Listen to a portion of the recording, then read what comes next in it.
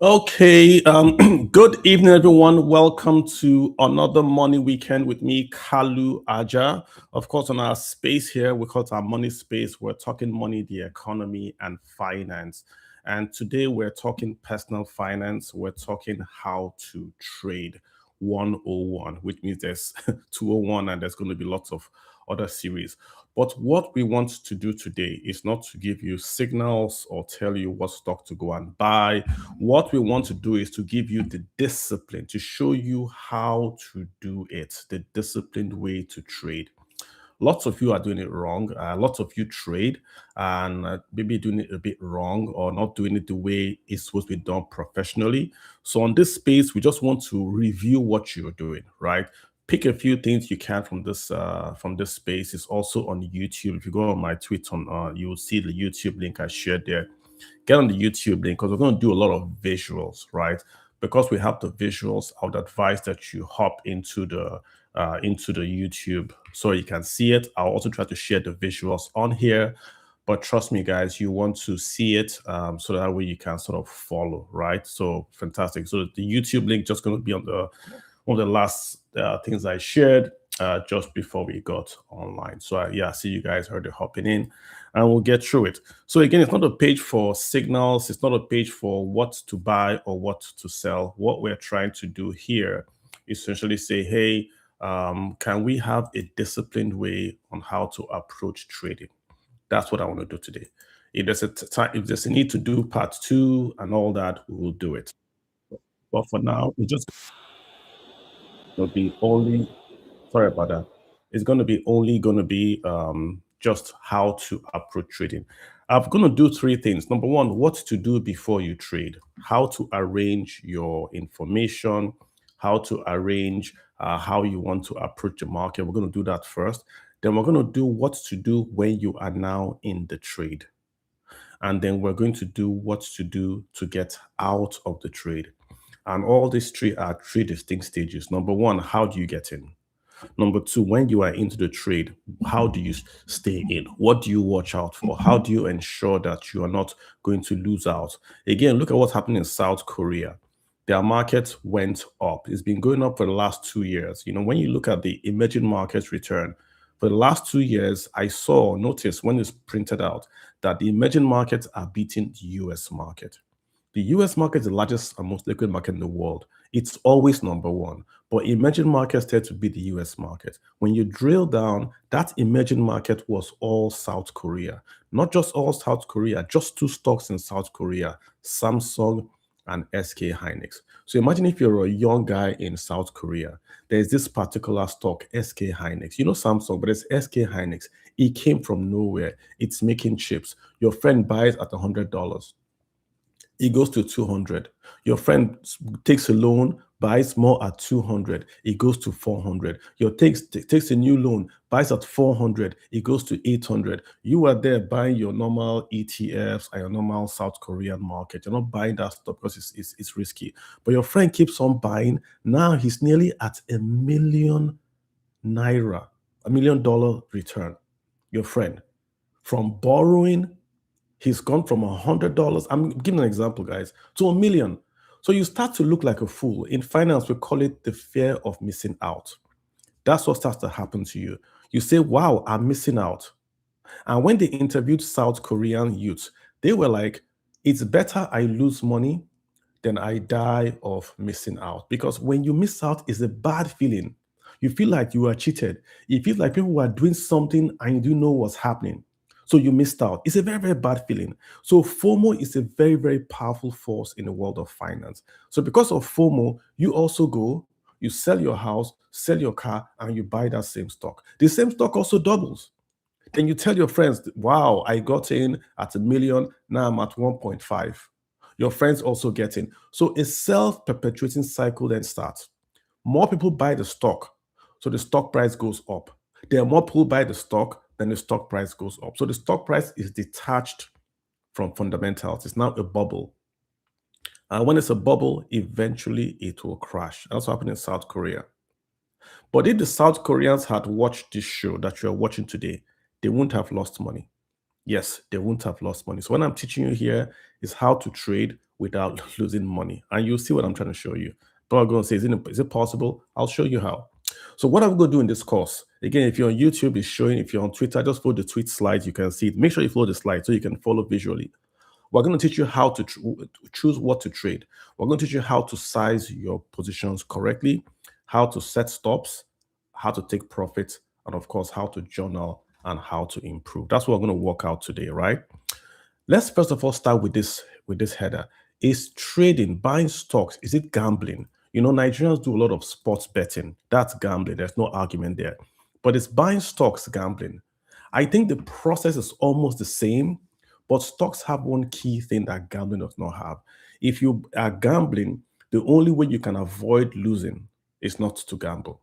So if I invest money and I say a club will win, it's either I invest or I don't invest. But once I'm in that bet, I can either win or I lose. There's no other way to do it. But with trading, it is possible to place a bet and to specifically tell the system, I don't want to lose money, or I want to lose only 2%. It's possible. So you can actually place a bet and say from before, as you're placing that bet, I don't lose money, or I don't lose only 5%. And it's possible you can do that, and you can make money, and you can avoid losing your principal or a lot of your principal. It's possible. I think that's the key differentiation between trading and gambling. Gambling is hoping.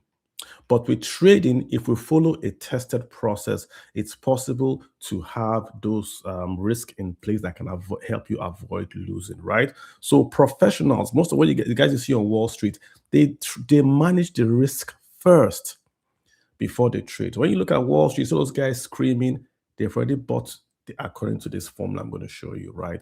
They are managing the risk first before they get into the trade. So again, once we're done with the slides, if you have questions, yes, you can go ahead and ask, but I'm just going to go through the slides. If you feel you have a pressing question, you request to speak, I'll take your question. But otherwise, just sit back and enjoy the presentation. And at the end, we'll then take those questions. So let's now go to why traders fail. Most of you guys have been trading. I know Nigerians trade a lot of crypto. We do a lot of currency trading. It's the same thing here. Why do Nigerians or why do folks fail when they are trading? Number one, they are trading without a plan. They are doing FOMO. Their friend says buy currency CFDs. They bought currency CFDs or they bought Bitcoin. They didn't have a plan. No plan to enter, no plan to go out. So they're going to fail. They took too much risk on a trade. They took too much risk. They have no exit strategy. How do they sell? What price do they sell? They didn't have all that done. And of course, emotions. They let emotions take control of their decisions. They became invested. They married the stock. The stock is not your friend. The stock makes money for you. You don't marry the stock. It's not your wife, right?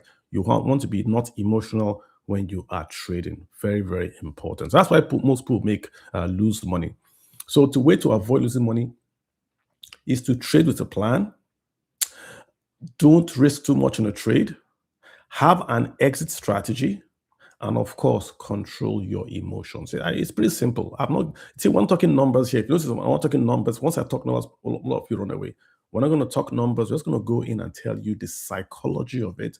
And I'm going to give you the tools that you can use going forward, right? So let's go ahead. Now, the first thing you want to do when you want to trade is to try to trade what you understand. If you don't understand what Bitcoin or cryptocurrency is, then how can you trade it? I mean, understanding what it is, what it's all about. You see, the Bitcoin bros will tell you, read the white paper. Follow them and read the white paper because you have to understand the thinking behind the approach that you're buying. If you're buying stocks, who is Warren Buffett? If you don't know who Warren Buffett is, why are you buying stocks, right? You've got to understand the psychology behind that trade, not even the individual trades, but the psychology behind the trade. And you can trade anything. You can trade orange, you can trade currencies, you can trade carbon. But try to trade in the market that you understand. If you don't understand global politics, you're not interested in watching CNN or reading about the news, you shouldn't be trading currencies. When you trade currencies, you are trading on international news and politics. Morocco, some guys in Morocco just went into Spain. The Schengen was suspended between Italy and Spain. What will that do to the euro?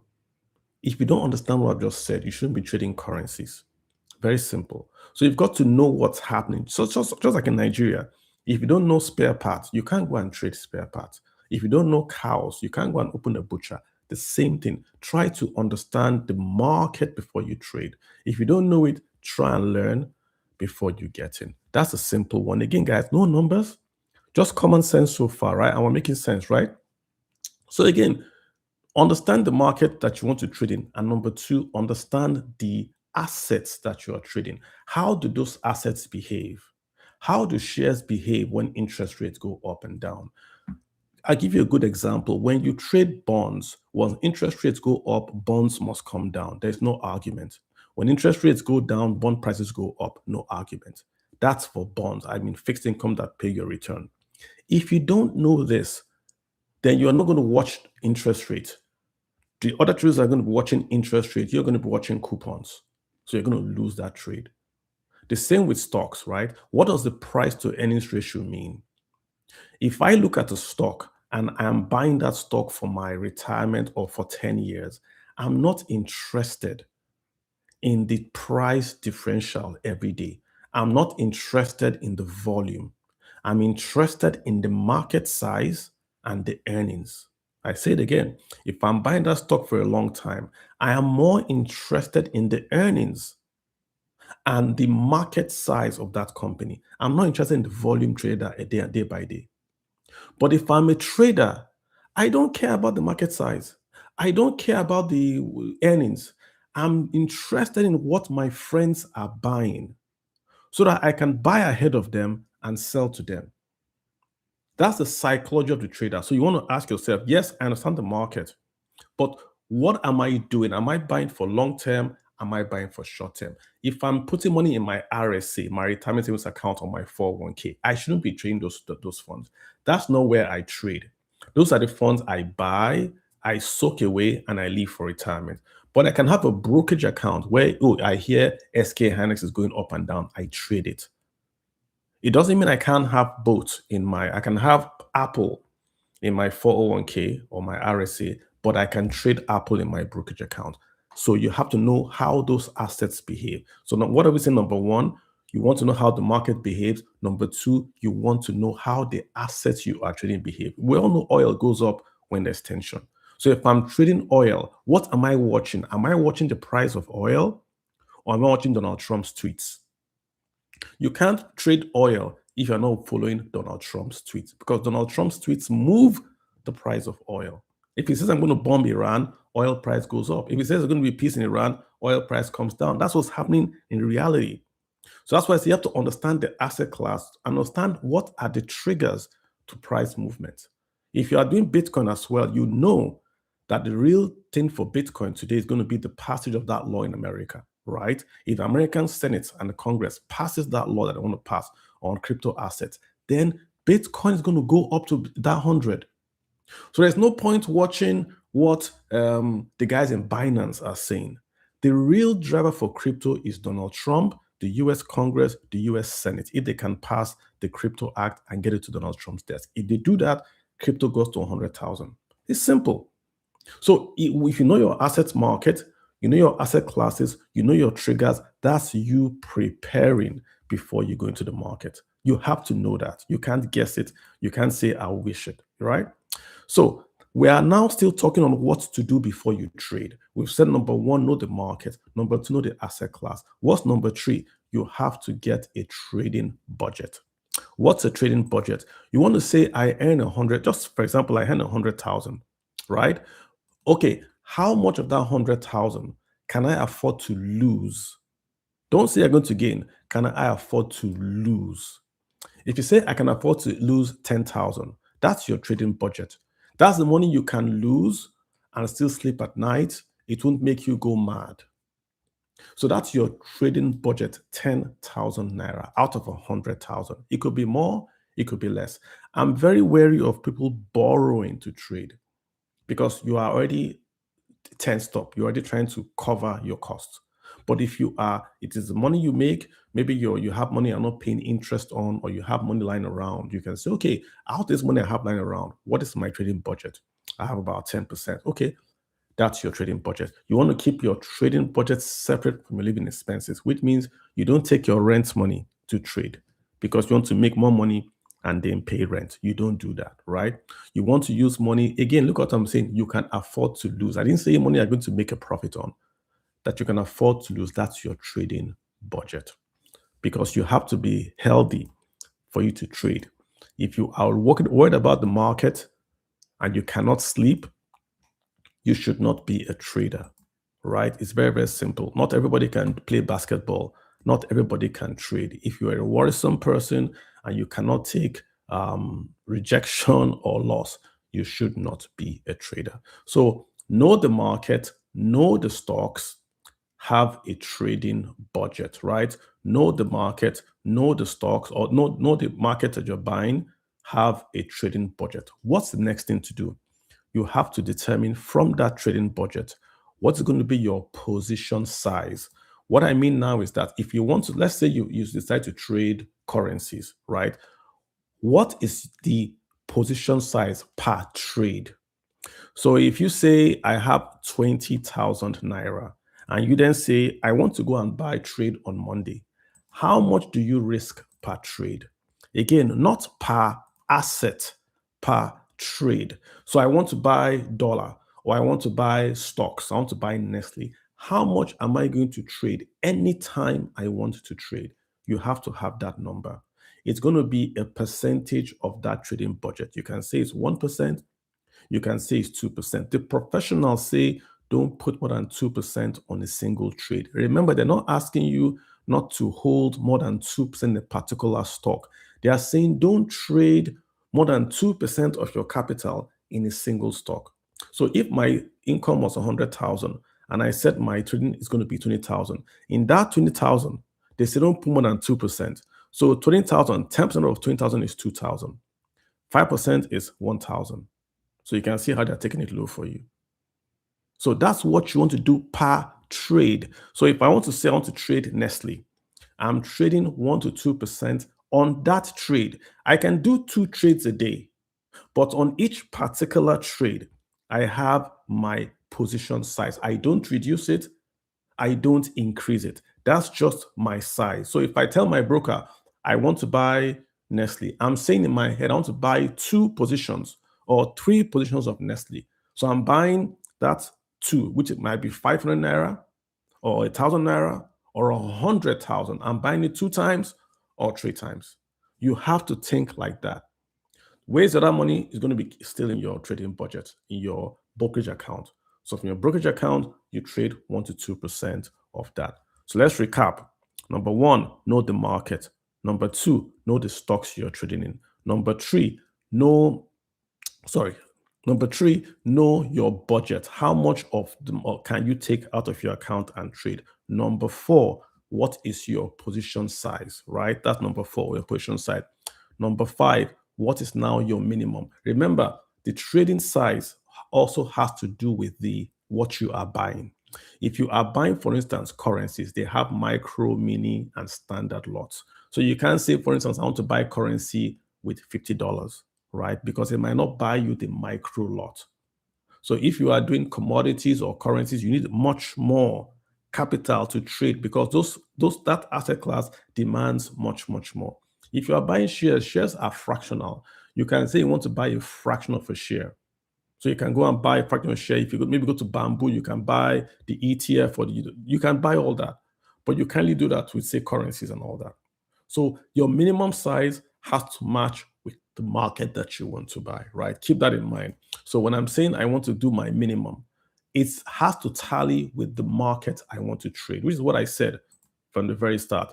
Know the market you want to trade in. Get your budget, get your position size, then you only trade according to multiples of your position size. Never risk more than 2% on a trade. Not on a stock, but on a trade. Don't risk more than 2% on a trade. Hope you're taking notes, guys. If you're not taking notes, it's going to be recorded. I have great slides here for you to go back and look at. So you guys can also just basically have all this which you want. YouTube, also share the slides on Twitter, right?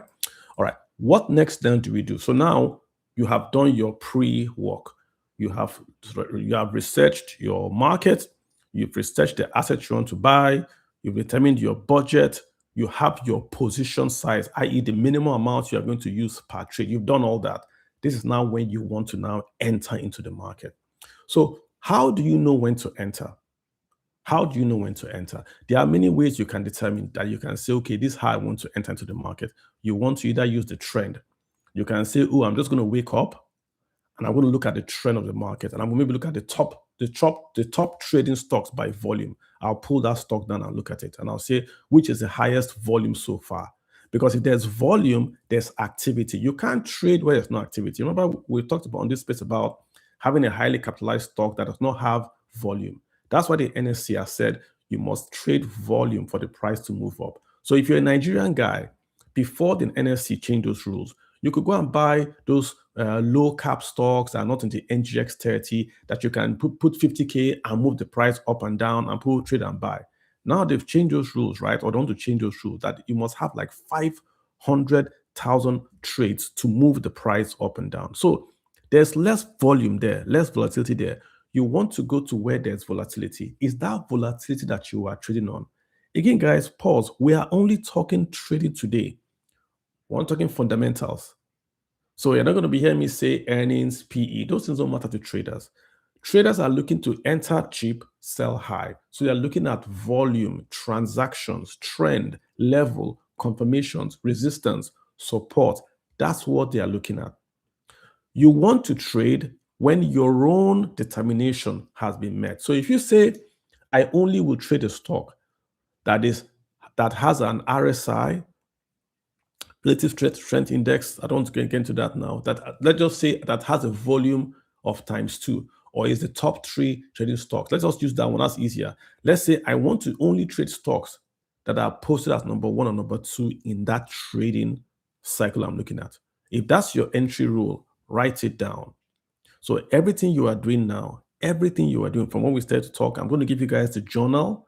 At the end of the space, I'll post the journal, print that journal out. That's what you're going to use. Write everything down. So if you say, I want to buy Nestle or GT, and I'm going to buy GT because when I looked at the Nigerian stock market, I looked at the top 3 trending in volume stocks, and it was Nestle and GT. So I want to then buy Nestle and GT. How much am I buying? I want to buy 2% of my trading budget in this one trade, and I want to buy it 2 times. So I'm going to buy 2, right? Percent. That's what you're doing. So you've taken your trading budget, you've said, I want to buy, you said, what market do I want to buy? I want to buy Nigerian market. What sector? Nigerian stocks. What's my trading budget? 200,000. Okay, I want to buy GT. What in GT? I want to buy 5% of my trading budget per trade. Then I now invest in GT. You see how we've done it? Discipline. I've written it down. What made us buy GT? Write it down. I looked at the trend, looked at the volume, write it down. So you only trade when your criteria is met. It's your own criteria. I'm not going to come here and tell you, use this. That's going to be a trading 201. For now, we're doing trading 101. Trading 201, we're going to show you how to look for those criteria before you enter. But trading 101, we're going to say, get that criteria and only trade when you have hit that criteria. Now, the question is now, how many times should you trade? You are into GT. You bought GT on Monday, right? Should you buy it on Tuesday if the price is going up? Should you buy it on Wednesday if the price is going up? Quality over quantity, guys. Remember, more trades do not mean more profit. The more you trade, the more you are increasing your size of that particular stock, which means if you are trading GT and tomorrow First Bank becomes a killer, you don't have any ammunition to do First Bank. Doesn't mean GT is bad, but you're losing a lot of opportunity here. Remember, you're a trader. You are buying and selling. You're not buying to hold. You are buying and selling. So how many times should you trade? More trading does not translate to more profit. It generates more transaction fees. Over trading destroys accounts. That's why we make you trade according to your lot size. Because if you say your lot size is 5% of your budget, if you trade 2 times, that's 10% of your budget on a particular trade. How many trading opportunities do you think you have in a day? Every day can bring 5 opportunities. So if you spend 10% on just one trade, not one stock, on just one trade, what's left over? So discipline, we're back to discipline. Say, okay, t- till I unwind this one, I might not trade this one, or I'm not going to over trade, or I want to keep cash in reserve for other opportunities. That's how the discipline comes in, by making you trade only to lot size. But if you have a lot size, you say, okay, I'll buy 100 here and I'll buy 20 here. No, you have to buy the same. So I to force you to say, should I put 10% in GT and only 5% in First Bank? That's what's forcing you to do. So be careful about over trading. It will kill you by generating a lot of fees, right? Now, this is the key thing. I mentioned this to you in the past. Let me just say it again. When you are trading, your issue is not what you think will make profit. If you are a trader, you're not saying I like GT. You're not saying I like Zenith. No, you are saying my friends like GT. My friends like Zenith. You are trying to buy what other investors are buying, because that's when you can buy ahead of them, sell to them, and exit. If you buy only what you think is profitable, what if nobody agrees with you and you are right? Remember, you are right, but nobody agrees with you. The market, there's a popular phrase in the finance terms. The market can stay illiquid. Market can stay liquid longer than you are right. Which means if I go and I buy Bank X, because I think Bank X is a better bank in all the banks in Nigeria, but the market says Bank Y is better, who will lose? I will lose. It doesn't matter if I'm right. What matters is what the market is saying. That's why the market is never wrong. The market is never wrong doesn't mean that the market is right. It's that the money is going to go with the market, and you that you are correct will lose out. The folks that make money, the contrarian investors like Warren Buffett that make money, are the folks that have the capital to be wrong and to stay in that wrong position till the market comes back and finds them. But if you're a trader, you're a scalper, you are an in and out guy, why are you don't argue with the market. If the trend is going up, you should be going up. You're not a hedge fund. You're a trader from Lagos, right? The market is going down, you should be going down. You're not there yet to say, oh, I think the market is wrong. So if the market is going down, I'm going to be going up. Be careful with that, because you are a trader. So you are picking what you think the market is doing. You are trying to get ahead of the market, or come after, or get ahead of the market. That's what you're trying to do. If you come after the market, you've lost. You're buying the trade that's already decayed, right? So that's a key point for us to know, because many times we think we know what we're doing and we're not watching the volume, we're not watching the world events, right? You can say, for instance, that I don't think the US should bomb Iran. No one cares about that. The point is they are bombing Iran, so oil price is going to go up. So if oil price is going to go up, you can't bet that the oil price is going to come down. You see the point I'm making? Is what you think or what your emotions are is immaterial. Remember what we said at the top. We're not emotional. We are following data points. So if we know oil is going to go up, we've picked our market, we've picked our lot size, then we trade our lot sizes, because we've looked at the trend. What was our trigger? We looked at the trend. We looked at Mr. Trump's tweets. That was our trigger, because we have to write why we are engaging. We write it down. Very important. Why we took that trade, so that we can go back and review. Oh, RSI works. Oh, Trump tweets work. That's the whole idea, guys. Yeah? Okay, let's move on. It's getting more juicy. Now, this is where I think I want to spend the rest of my space on, right? Stop losses. When I did this presentation, I had nearly 100 slides, and I had to whittle the slides down to what I thought would be most beneficial to the folks that would join and listen. And stop loss is one thing that I think everyone has got to see. When I started at the beginning, I said, what's the difference between gambling and trading? Gambling does not have stop losses. You can't go to the casino and attempt to play roulette and say, I only want to play roulette for if I win. No, once you put in your all in, you throw your dice, you're all in. You can't take it back. They'll tell you bet over, you throw your die.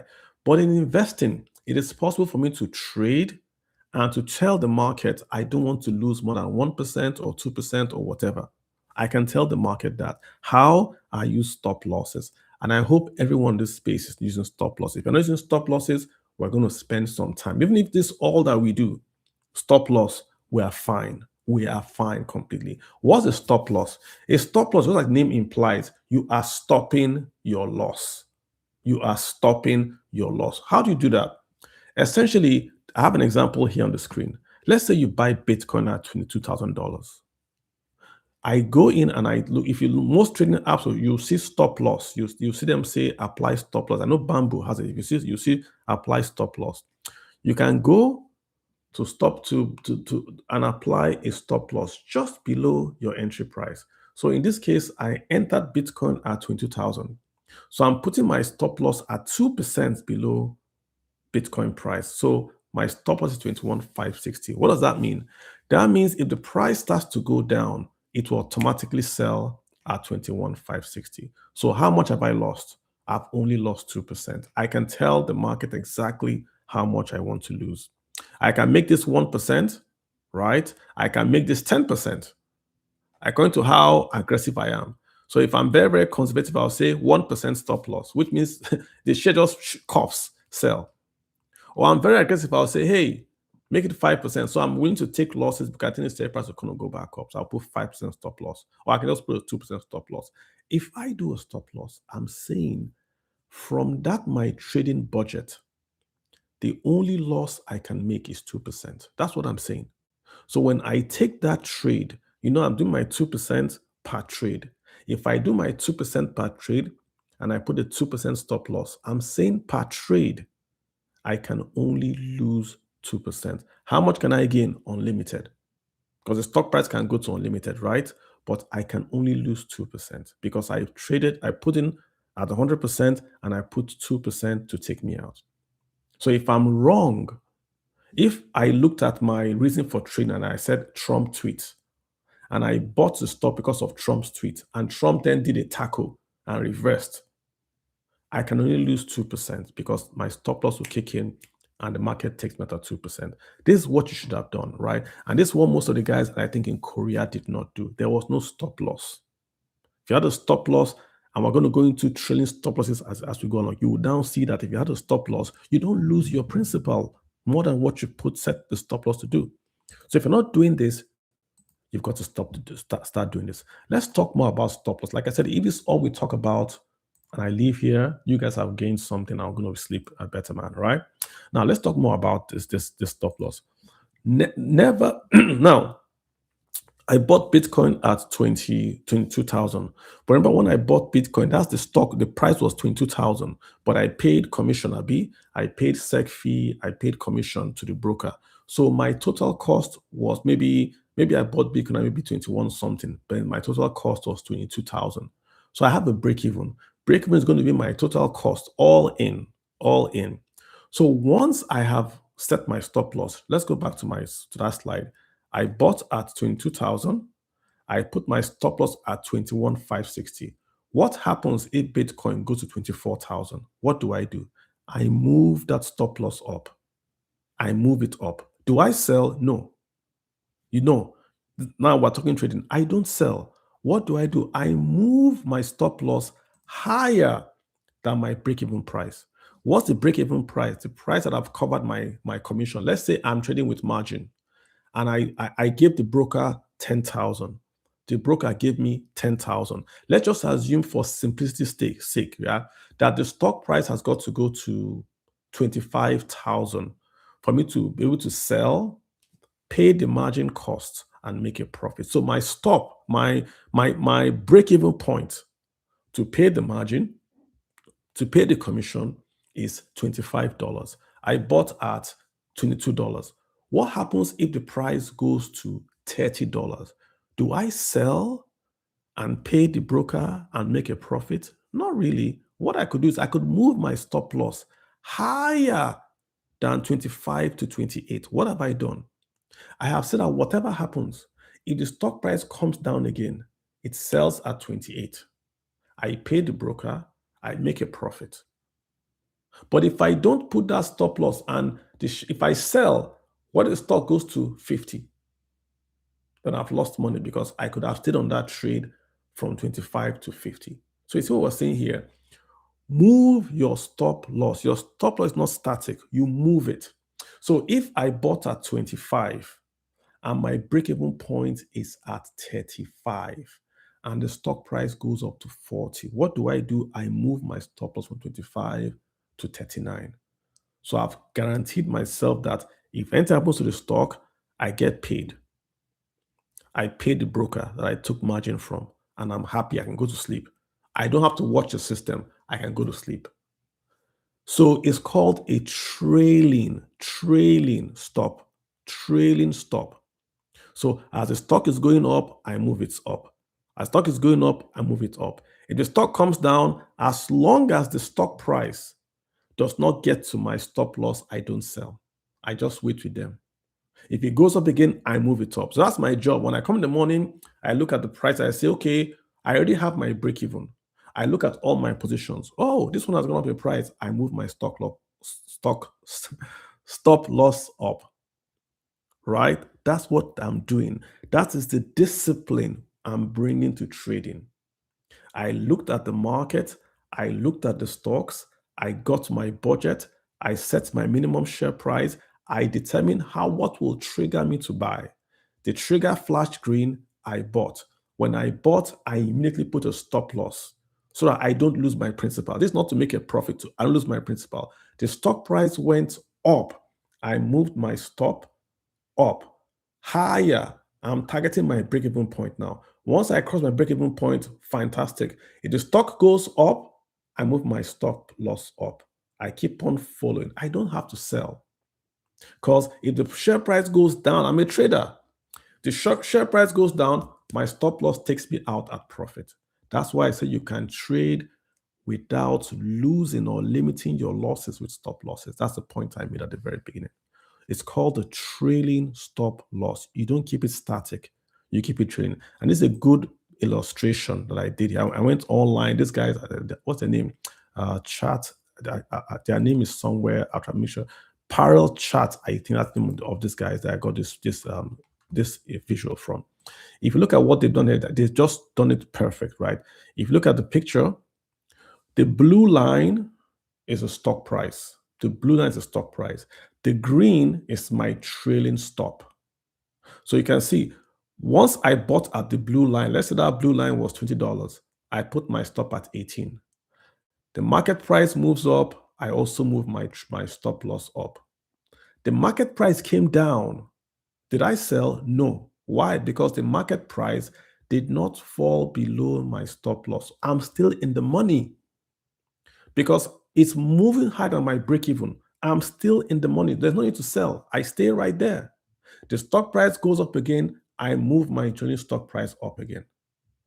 When do I sell? I only sell, guys, when that price, the market price, has now fallen below my stop loss. That's when I can take myself out. You see that? When the blue line crosses that green line, which means when that blue line, the share price, goes below my stop, my trailing stop, I can go out. I've paid myself, I've paid my margin, guys, I'm in the green because I've chased the stock price high. And as long as the volume, more sellers came to the market and then there was more volume, the share price had to go down, I'm exiting. In this scenario, I've maximized that trade. I haven't left money on the table. I got in at 20, the share price went all the way to 30. I didn't lose money. I ran that trade all the way to the top, right? And then I was able to then sell, right? Chief Enna, did you have a comment? No, I have a question. John 1:5, light shine the darkness and not comprehend. So my question to you, Kalu, just because I like your educational spaces. Now, in real terms, I buy a share, say $50 4 months ago, and you said I should do the trailing sell and stock it at $60 to sell. If within that time, cost of living has risen, say by 10%, and secondly, they also kindly explain the tax implication. And thirdly, let's say inflation. What are the other parameters that can affect my sale, even though I bought at 50, but sold at 100? But in real terms, let's say in 3 months' time. So I want you to discuss 3 things: time, tax, cost of living, inflation, and any other parameter that you think can affect. Even though I'm seeing the numbers from 50 to 100, I made 50, but in real time, I've made nothing. That's a good question, right? So when we are trading, we are focused on what's in front of us, i.e., making money on the trade. So your question is now, let's say I've made $100,000 profit, right? Number one, if you trade, you are exposing yourself to taxes. In the US, for instance, not in Nigeria, in the US, there's what they call long-term and short-term taxation. If you buy and sell a stock within 1 year, you pay a higher tax than if you buy and hold that stock for more than 1 year. So Warren Buffett, you should always hear them say Warren Buffett pays a lower tax than his secretary. That's why he pays a lower tax, because Warren Buffett does not sell. So he has no actualized profit. He buys, he holds for more than a year. So even if he sells after that 1 year, he's paying a lower tax than you and I that are buying and trading. So that's number one thing for taxes. Number two, inflation is the stock price you're looking at. If there's inflation, what happens to the stock prices? Some will go up, some will come down. If the stock is a consumer discretionary, and I have to buy Dove soap, or I have to buy gas for my car, inflation goes up, gas prices go up if it's elastic. So inflation is in that share price that I'm chasing and trailing my stock prices on, right? Number three, cost of living is the exact same thing. Cost of living is inflationary. So if there's low inflation, cost of living gets better. So if I'm trading, I'm making that revenues to sort of supplement my cost of living. The point, guys, when you are trading, make sure that you are looking at the system in front of you, right? These things, as Anna has mentioned, are things you worry about, but are not on the screen in front of you. They affect the stock price. Inflation goes up, bond prices go down. Inflation goes up, some stocks go up, some stocks come down. That's your worry, the trading in front of you. But these things are things that you want to worry about post-trade. If you say, I've made a profit, you have to pay taxes because the US has got the carbon copy of your trade. So you must make sure, that's why I said record it. Now, most companies, when you buy and sell, they will give you a report of that trade, your 1099 interest or 1099. You basically take that and you report your profits. And have I addressed that issue for you? Yes, and just pushing it further. I remember once, I think I've seen your space where you talked of how the S&P 100 has done against individual stock. So you, as someone advising now based on risk, and we know some sectors are high risk. So would you want to also explain risk and bundle like S&P and single individual stock? Yeah, well, first of all, I'm not advising. This is an educational space, so I'm just talking, I'm just educating folks about the markets. I'm not asking to go buy or sell any share. This is a total disclaimer and all that. I'm not your financial advisor. I'm not holding myself as a financial advisor. So, number one, when you want to look at, let's use football, because it's easier to explain things with football. If I came to and I told you who would win the EPL that's going to start in a few months, will it be Chelsea? Will it be Arsenal? Will it be Man City? Will it be Man United? It's a difficult call to make. There are 4 teams. You have to put all, and I tell that whoever wins, I'll buy you a house. So if you guess right, I'll buy you a house. That's a tough call, because even though you're an Arsenal fan, you want that house. So you don't want to make a mistake. You are very, very serious about that house. So you're going to be researching, who has Chelsea bought? Who has Arsenal bought? What's the Arsenal pitch? What's the weather in Chelsea? You're going to be doing all that because you are doing your fundamental research on the individual stock. Do you have the time for that? Do you know what the coach of Arteta is thinking? You don't have the time, the resources to know what Arsenal, Chelsea are thinking in their boardrooms. You don't know. So what's the easiest way for you to know this? You tell me, oh, I want to just bet on all 4 clubs winning the EPL. How can all 4 clubs win the EPL? What it does, a product that I could buy that would buy shares of Arsenal, Chelsea, Man U, and Man City. That's what an ETF for a mutual fund is. You are diversifying your bet from 1 to 4. So if Man U wins, you got the house. But if all 4 get the Champions League, you don't get the house, but at least you get a BQ because all 4 have won. So when you buy mutual funds, you are diversifying and you are buying 4 companies at a cheaper price, even at a fractional price. That's why they are, quote unquote, the entry to you to get into the market. If you try to buy individual stocks, you don't have the money or the time or the expertise. But when you buy a mutual fund on ETF, there's a manager managing them. If they are passive, there's no manager. You get in, it's cheaper. You get exposure to all of them. So like I always tell people, if you want to buy stocks as a whole, you have to be exposed to the US market. But with stock in the US market, US has tons and millions of stocks. You don't know which one. So buy the ETF that holds the whole US market. VTI is about 3,500 US stocks. VOO about 500 US stocks. It's tracking the S&P 500. That's how you start if you want to start. Then from there, when you are now more comfortable, you can get back and say, okay, I want to buy this one or buy that one. And fantastic questions. Let's go right back, right, to the stop loss. So we've talked about the trailing. Remember, you put the trailing first. When you start the trailing, you put your stop loss just below where you bought. If the stock price moves up, you move up. Stock price moves up, you move up. Your target is, first of all, to get your break-even point, especially if you're a margin trader. So that stop loss is what you're actually trading, not your stock. You've bought the stock, right? The stock is now 10 naira. The stock goes to 12 naira. You put your break even at 11 naira. The stock goes to 15 naira. You put your stop loss at 14 naira. The stock goes to 20 naira. You put your stop loss at 19 naira. You see what you're doing? You're not buying and selling. You are inching that stop loss up, up, up, up, up, up, up to chase the stock. What if the stock goes down to 18 naira? Do you sell? No, it hasn't yet hit your stop loss. It's only when the stock price hits your stop loss, boom, you are out. But you are out at a profit. You rode the stock going up, and then you got out as the stock tried to come down. Again, why do stocks go up and down? Volume.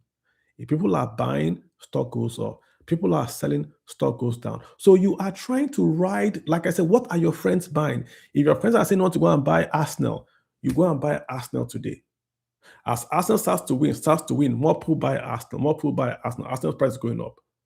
Once Man City catch Arsenal and beat them, Arsenal price is going to come down. Do you sell? No, because it's just one game. So your stop loss for Arsenal is just below. So Arsenal has to beat Birmingham and all that. Their sell price is going up. Until they get to a stage, maybe they get to the last 5 games. And as usual, sorry folks, maybe Arsenal loses. Then their share price now crashes. Once it crashes below and hits your stop loss, boom, that is when you sell, boys and girls. You trail. That's your trading. Trading is not buying, sell, buys. Today I bought. You're not Gordon Gecko. You're a disciplined trader that looked at the market, looked at the asset class, got a budget, got a per unit price, got his minimum trading volume, got his triggers, bought the stock, then put a stop loss. Let's move ahead to one more slide.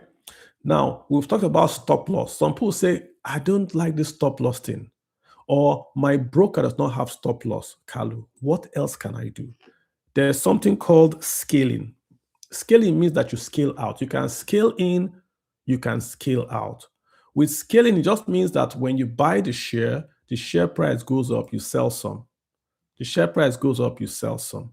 You sort of like you exit. So if I was in South Korea and I bought SK Hynix at 100 won, right? And it went to 500 and my cost plus my margin was maybe 200. Okay, I'll sell some and pay the margin guy. So I've reduced my quantity, but I no longer own anybody.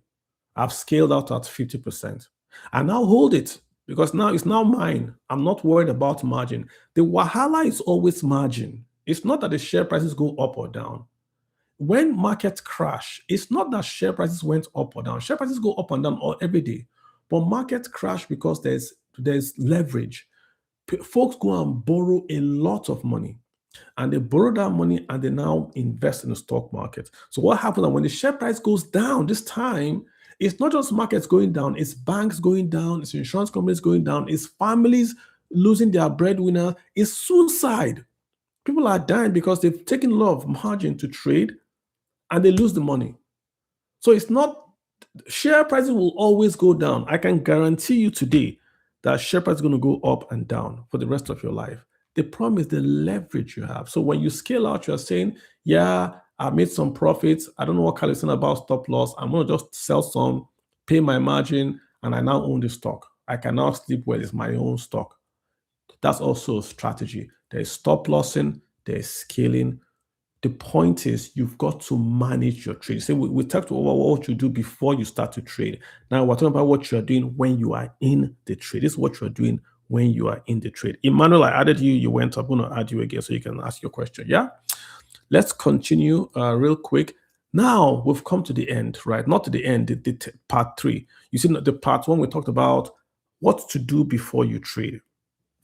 And we said before you trade, know your market, know the stock or the market you want to buy, the particular asset class you want to buy, get your trading budget, determine what is your per trade volume, get your triggers. That was before.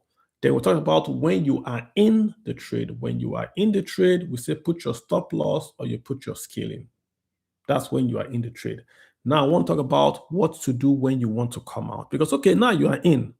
You've made profit. Okay, how do I come out? Do I just sell everything? What do I do when I want to come out? So there are 3 ways you want to take your profits, right? Number 1, you can just have a target. This is a discipline again. This is why people get into trouble. Because what happens is that when people make money, they get greedy. We said right at the very beginning how you will get in and how you will get out. If you said, I want to get in and I want to get out at 25%, people will now make 40% and stay in because it's greed. You're no longer being disciplined. You are looking at the emotions. Oh, I can make more money. I'm more than 50%. This is just how to get out. So you can have a fixed target. If I'm double my profits or my cost, I get out. Or I'm going to get out my cost of margin immediately and I'm going to stay in.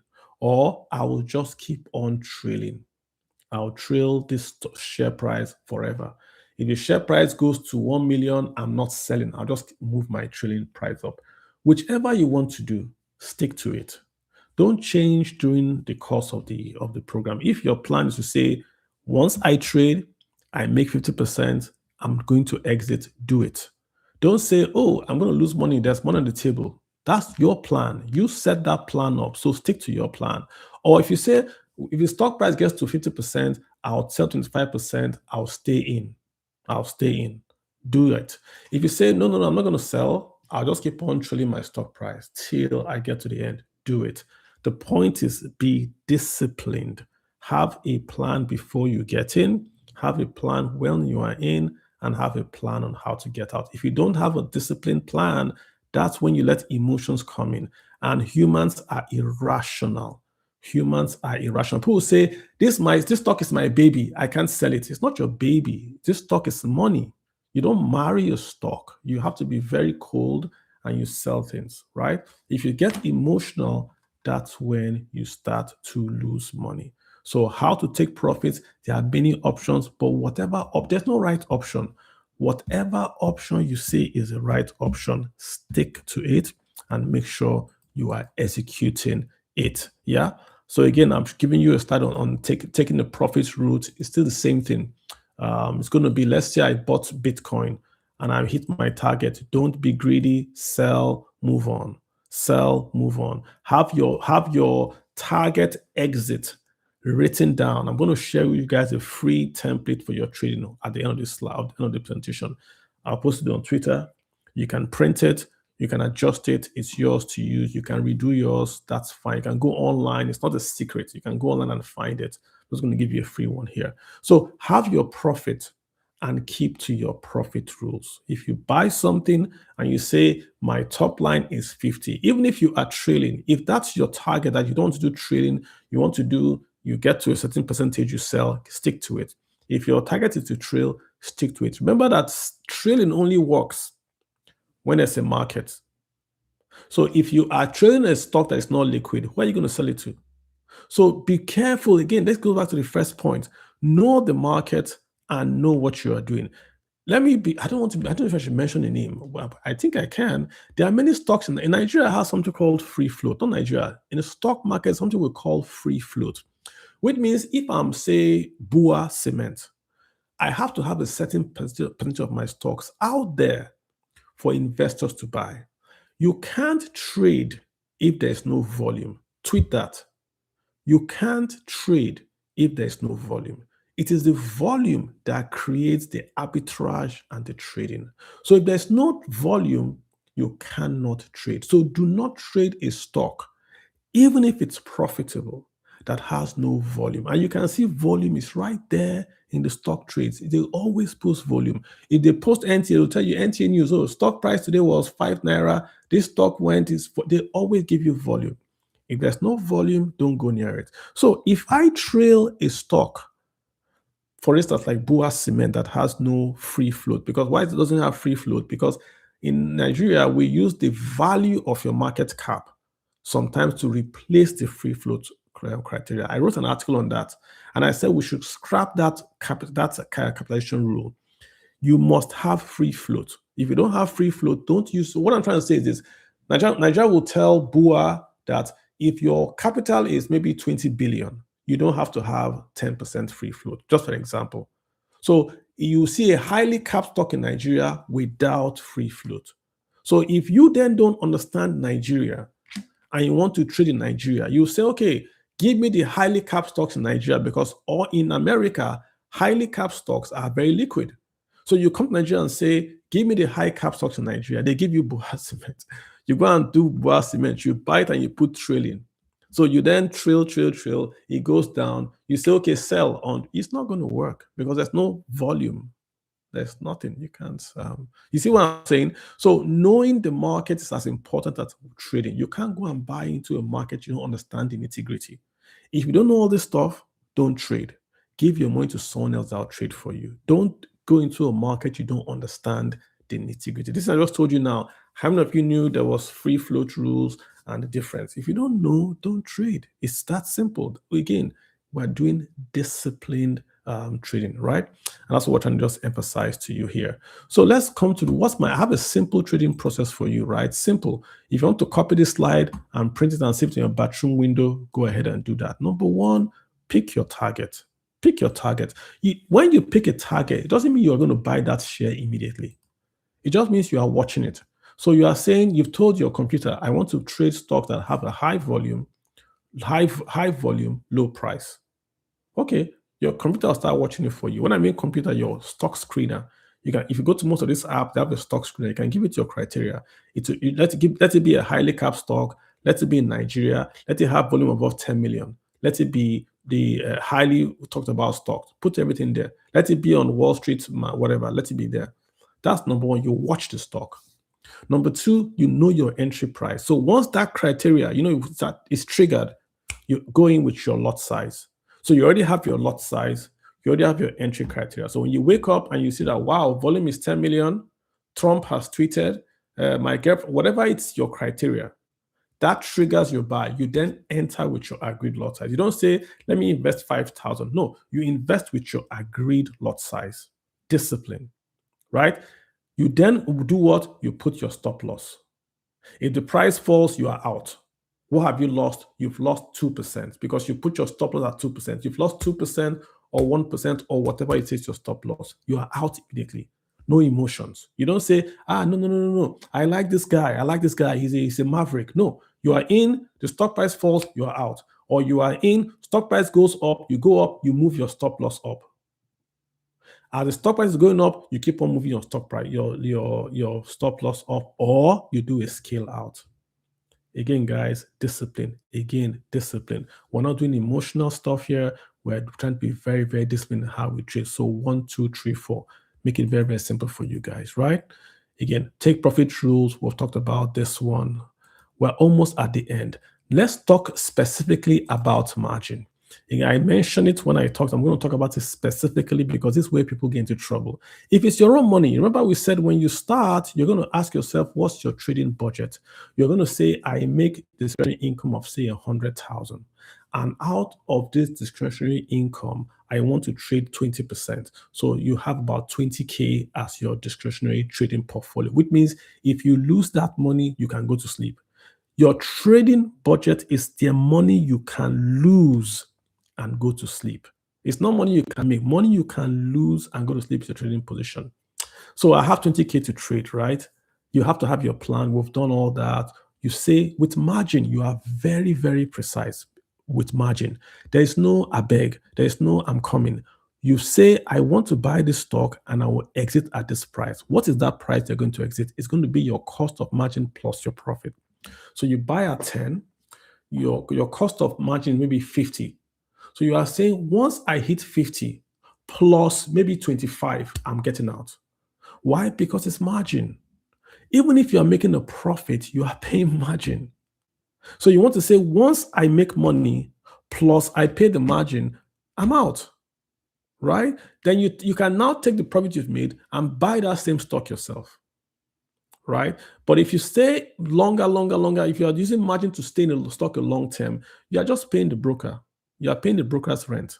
So you need to be very careful with margin, because if it turns against you and you can't get out, you're going to get a margin call, which means the broker is going to tell you, hey, your stock has gone down, come and pay more to your loan. Right? So be very careful. When you are with margin, you don't want to wait.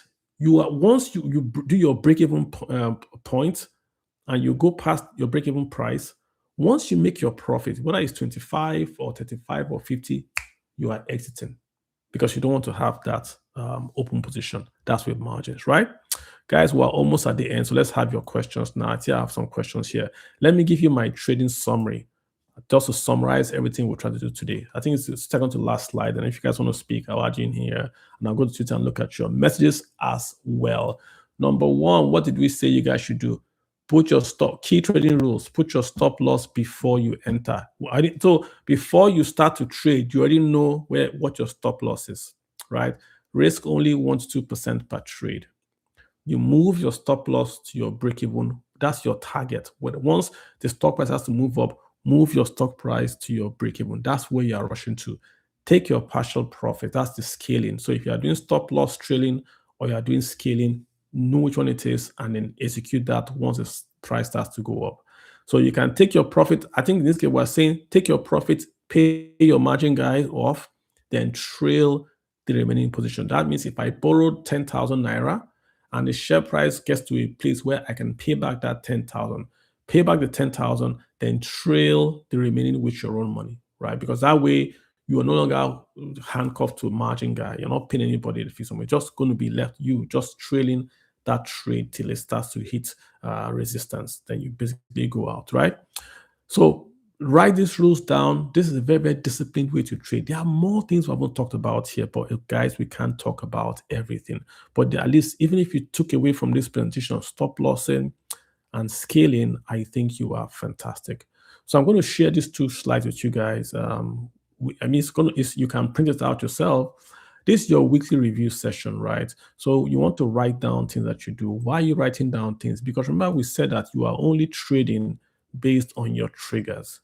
When you start to write things down, you notice that there are certain triggers that make money for you. If, for instance, let me use an example. Don't hate me. I'm just give you an example.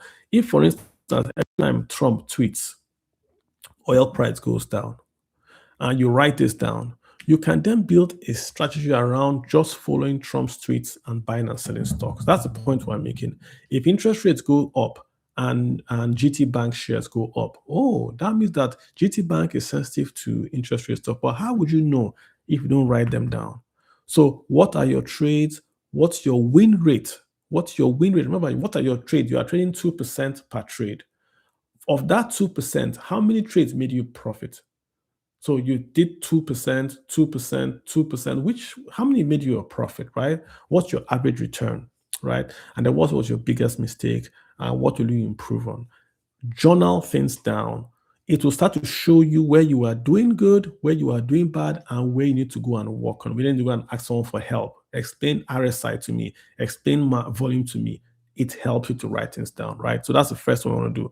Your weekly review. Do a weekly review with yourself or with your broker and see what you're doing well and what you're not doing well. I also have this 1-page template for you guys, right? Again, just copy it out, print it out. It's on Twitter.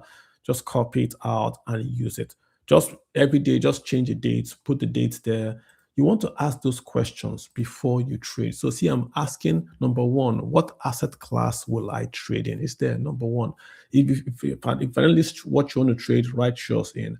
What asset class and what market am I trading in? You want to know that before you even get in. What's my total trading capital? And how much am I going to risk of that trading capital? You have to know that before you trade. What's my maximum daily loss? This is my stop loss. What is it going to be? 2%? What's my maximum weekly loss? So we've touched this. You have to do this before you trade. Then what's my position size per trade? What's my minimum? What's my lot size? What's my maximum? Again, you do this. Frequency. Am I trading daily guy? Am I trading weekly? Write it down. What's my entry criteria? What are those triggers? Is it Trump tweet? Is it the interest rate? What's triggering me to go after a particular share? Very important, because if you now start to put these things I'm asking you, if you have a year's worth of this, now we have ChatGPT, we have AI. If you scan all this stuff to ChatGPT, it will tell you, based on your 5 years of this template, I noticed that every time interest rates go up, beggar pains go up. That's what it will tell you, because you are giving it data. This is the data that you see those trading guys paying for. That's what you're doing. The more you give it data, the more it can give you analysis of that data. So start to write things down, right? Number 5, what's your stop loss rule, right? Are you going to do initial stop loss at what price? 2%? Okay, do you trail? Do you scale? What's your final? Do you say, even if I'm trailing and it gets to 100%, do I still continue, or do I just close out the position? Write it down. Where do I take profit? Do I take partial? If I'm scaling, do I take at 25? Do I take at 50? Write it down. What's my trade management rules? I will not add losing trades. Is that your rule? Or I will not stop trading if my daily limit is listed. What's your rule? Stick to your rule. Of course, journalize, put everything. If you can put all this stuff on, say, Excel, it would help you, because you can copy it or feed it into a program and to give you analysis. That's what you use AI for. So AI will make you a better trader. Folks, thank you so much for listening. If you guys have great questions, I am here. I'm going to go to DM. If you guys want to add yourself to speak, I'll add you if you have a question. Otherwise, I'm going to go to DM. And I noticed, yep, I hear you. So explain trading loss. Like I said, your trading loss, you put your trading loss where you are wrong, not where you are right. What I mean is this, right? If you say, that's your question, right? You are asking, where do I put my trading loss? If you make a bet and you say, let me give you another example, that every time Trump tweets, share prices go up by 2%. That 2% is you are saying that's your theory, that share prices go up by 2% when interest rates go up. So you put your stop loss at 2%, because that's where you are wrong, right? If you are right or wrong, it's based on this 2%. So I'll put my stop loss at 2%. You put your stop loss where you think you are going to be wrong. You said the share price is going to go up, right, by 5%. So you bought that share. What stop loss should you put? 5%. So if you are wrong, right, then that is taking you out, because you are wrong at 5%, is taking you out at 5%. Does that make sense? That's where you put it. It's not mechanical. You can do a mechanical 2%, or you can do it this way. Where you think you are wrong, put the stop loss there. Kenny, hi, what's going on, Kenny?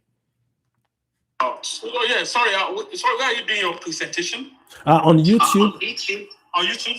Sorry, you don't even share it. I didn't know the name. So I'm listening to it on this space. If you go to the tweets, you'll see I shared out the YouTube address. Yeah, thank you so much. Let me just go to my question real quick. So does app like Robinhood, does it have like this stop loss? Almost. Does it have that trigger? Yes, almost all the apps, Robinhood, Bamboo, almost all of them have stop loss. Yeah. So if you go, when you are placing the trade, it will ask you, do you want to buy the share? You will see stop loss. You see it there. Yeah.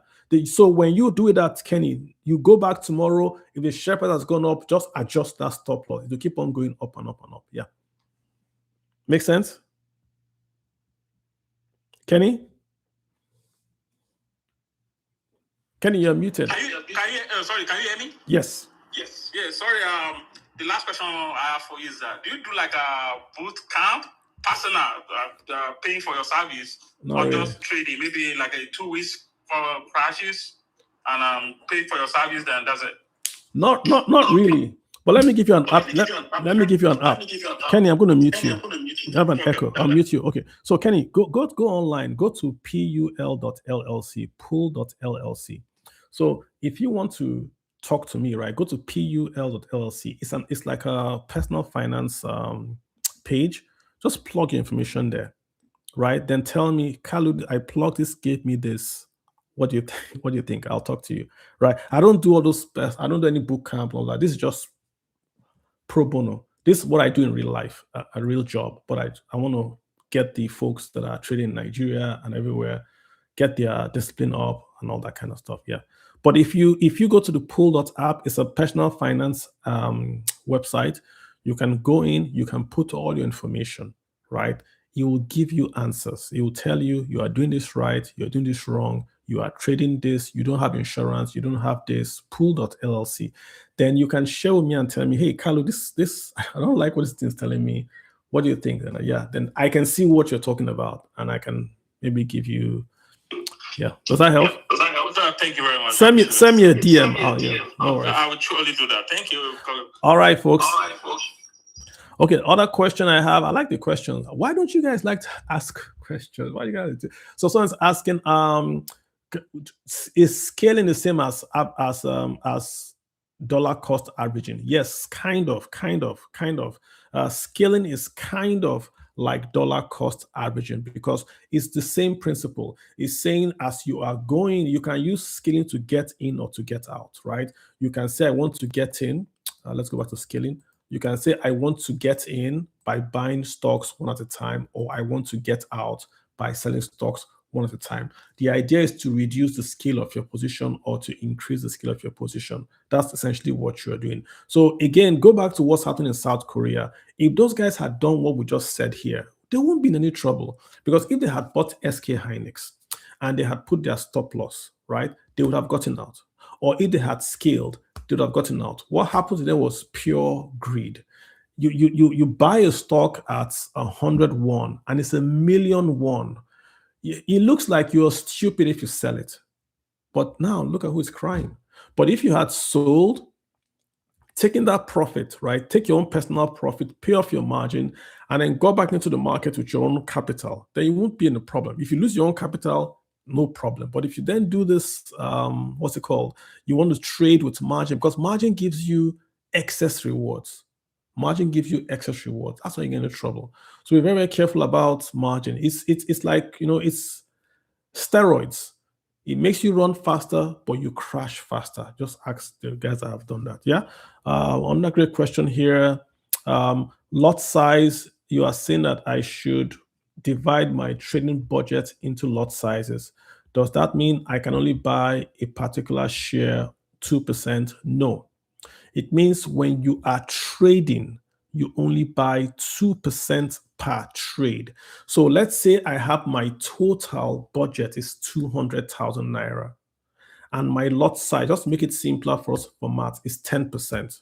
If I want to buy GT Bank, that means I'm only going to place an order for 20,000. Not for 19, not for 21, for 20, because my lot size is 10% per trade. So if I want to buy GT Bank 2 times, I will say I want to do 2 trades, 2 lot trades, 20. So I bought 40. It's not, I can have, if you want to, I don't recommend it, you can have 100% GT. But when you are buying per lot size. You are buying 5 or 10% per lot size. So the guidance is that don't trade more than 5% or 2% per lot size. Set that up. Professionals say it's 2% for a reason, because you don't want to be overextended. It makes you stop. Because when we say 2%, it looks a lot because it's 200,000. What if you had a portfolio of 20 billion to trade? Then 2% looks material. So I hear you. If you are trading at a smaller scale, yes, you might want to maybe increase your 2% because that makes more sense, right? But these guys that are giving you 2% are trading with billions. So when they say 1% of a billion, it's a lot of money. I get it. But whatever it is you want to do, stick to it. It forces you to ask yourself questions and say, is this right? Is this wrong? So you won't say, let me just put 1,000 here. No. It will force you to say, if you really think this stock is a good stock, then commit 10% of your principal to that trade. If you can't commit, that means you don't really think it's a good stock to buy. So go back and commit. That's what that's what is forcing you to do, right? Okay. I prefer the you guys speaking, so I have to read because you guys repeat the questions. If I have to read, I have to stop, read. It's hard to read and talk at the same time. This one is asking about trailing stop loss. So essentially, if I understand what you're saying, Dimeji, yes, if the stock price is coming down, you don't have to sell. It's not conflicting with the point about scaling and selling. There are two methods. If I'm doing trailing, I am saying that if the share price is going up, I'm moving my stop loss up. I can decide to scale if I want, but what's triggering me to sell, it's once the share price goes below my stop. That's if I'm doing trailing stop lossing. If I'm doing scaling, I'm not interested in this. I'm going to say I'm going to sell at 20% or 10% or 5% of my profit. That's a different one entirely. So scaling just means once the share price is up, I sell. When the share price is down, I sell. You see it? But this is basically going to say, hey, I keep on moving that price up. Why would I sell? So again, that's your question. The second question: why would you sell a stock that's going up in price, even if you're a trader? If you bought a stock at 10 naira and it's at 100 naira, and there's still more demand for it, why are you selling? Why are you selling? Because what does demand mean? Demand means there's a lot of bid. Remember when we had the bamboo guy here? He was saying that there's a liquidity meter on bamboo. So when you look at your meter, you see the stock is highly liquid, and you look at your order book, you see the order book, lots of people want to buy. Why are you selling? Why? Because you're a trader. Why are you selling? So if people are buying and you are still in that trade in the black, you are still in the profit, then why are you selling? Just wait. So that when you wait and you know there's sufficient volume, once that price starts to come down, what is price coming down? Price coming down means volume of sales is now entering the market. People have seen that, oh, people want to buy this stock, so they're now selling their stocks. When people start to sell, you get out. And you're getting out professionally disciplined through a trading stop loss. So there are two different things, right? And it's your second question. If you are in the trade and the trade is showing an order book of bids, which means more people want to buy, there's high demand for the stock, you don't get out. You sit right there. You ride that baby up, right? Once the stock starts to show supply, which is more bids, then you get out. Make sense? Please explain what is options trading and leverage. Ooh, Emmanuel, now you're entering shark-infested waters. So when you're talking about option is just an option to do something. An option to do something. I don't want to advise anyone. You need knowledge to do that, right? Essentially, what it is I can buy the option. Let me give you a good example. I used Arsenal. I wrote an article on options. If you go on, I can write for Nairametrics. If you go on Nairametrics, put my name, Kalu Aja, options, it should pop up. I wrote on Nairametrics. Let me give you a good example how it is options. If you are an Arsenal fan, you can buy the option today that Arsenal will win the EPL next year. Let's say you bought the one last year. You bought an options that Arsenal will win the EPL last year. When you bought it, it was 100 naira because everyone says Arsenal will win. Arsenal never wins. So it was 100 naira. Then when they got to midway season, Arsenal was ahead a bit, but Arsenal has always been ahead and they never win. So it was still maybe 150 naira. But last 5 games, what happened? After that West Ham game that the VCR, what's that thing called? VAR took away the equalizer goal. The Arsenal option will now go to like 1,000 because now it was clear Arsenal was going to win that game. So when you buy the option, you are buying the option to buy Arsenal stock at a price. What was the price of Arsenal at the beginning of the season? 100 naira. What was the price of Arsenal towards the end after that VAR call from West Ham? 1,000. What would you pay for the Arsenal stock? 100 naira. You don't pay 1,000. You are buying the option to buy Arsenal at 100 at the beginning. You will still pay that 100 at the end. So what's your profit? It's 900. 100 you're going to pay, but the real value is 1,000. So you make $900 profit. That's why the guys that make a lot of money are the options traders, because it's a lot of profit, and options always go with leverage, right? So you imagine you are now saying you do a times 10 leverage. You bought it in January when Arsenal was just 100 naira. Now, after the West Ham VAR call, it went up to 1,000, but you are using margin to trade. So you see that you're going to make nearly 900,000 on that single trade. So that's options trading and leverage. It's very, very risky, because what if it goes the other way around, right? And you are the one that sold that option because you were a Chelsea fan, you don't like Arsenal, so you said Arsenal will never win the EPL, and you sold a put that Arsenal never win. So now when you sold that option, you collected the 100 naira. They gave you 100 naira in January. Now, is it August, when they asked me to do that VAR call, that call came, the share price of Arsenal is now 900, it's now 1,000. You have to go and buy that stock for 1,000 and give to the guy that bought the call from you. You see the difference?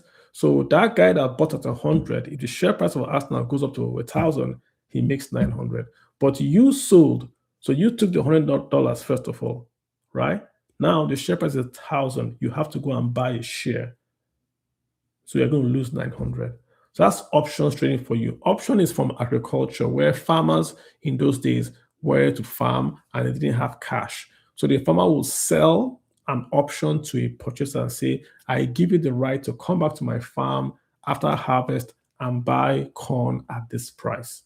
So what's the guy do? What's the guy paying for? He's paying for the option to buy corn at the price the farmer sells to him. So if there's corn harvest that year is bountiful, will the guy come back? He won't come back, because why should he come and buy corn that is expensive when there's corn everywhere? He won't come back. So he will lose his deposit. That deposit is the one he has paid to the farmer. So the farmer keeps the deposit. What if there's scarcity in the market? Of course he'll come back, because if he comes back, he can buy that corn at the cheap price that he paid with his deposit. Does that make sense, Emmanuel? All right, folks, guys, we've been here about an hour, 30 minutes. I'm going to let you guys go. Really hard to read the comments and respond, but you guys have got great comments. I will try to go back in and respond if it's possible on each of them.